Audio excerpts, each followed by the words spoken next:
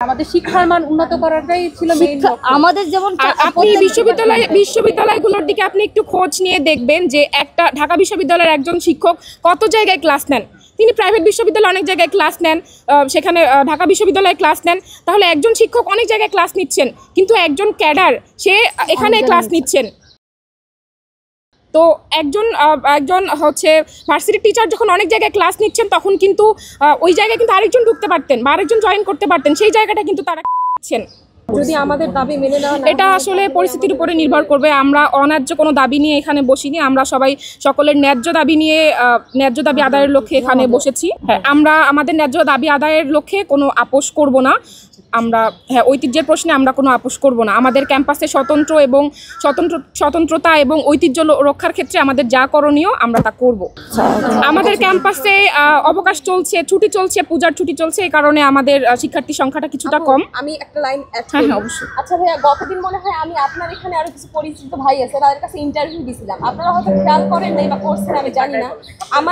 আমার সেই ইন্টারভিউয়ের পর সেখানে যে কমেন্টগুলো আসছে, সেগুলো আমি জানি না আপনারা দেখছেন কিনা। আমি দেখছি, আমার কলেজের আরো মেয়েরা দেখছে। তো সেই ধরনের কথার পরে আপনারা মানে কি বলতে চান? কয়টা মেয়ে এখানে এসে দাঁড়ানোর সাহস পাবে? আমি পাইছি, কিন্তু সবাই যে পাবে তার তো কোনো মানে নাই। আর একটা কথা, কম্বাইনের সাহসটা আমি এখন এসে আরো পাচ্ছি। কম্বাইনে যারা আমাকে নিয়ে এইসব কমেন্ট করছে, তারা ঢাকা কলেজ, সোহরাওয়ার্দী কলেজ, তিতুমির কলেজের অনেক ভাই তারা সেখানে আছে। তো তারা আমাকে নিয়ে এত পূর্ণ অন্যান্য বা ওখানে যারা আমাকে নিয়ে পজিটিভ কথা বলছে, তাদেরকে নিয়ে যে এত কথা বলছে, এত কথা বলার পরেও আমি সেই ধরনের ছেলের সাথে কেন একসাথে বসে ক্লাস করব, বা আমি কতটা সেফ ফিল করব তাদের সাথে ক্লাস করতে? আপনি একটু বলেন, তাদের শিক্ষা কতটুকু?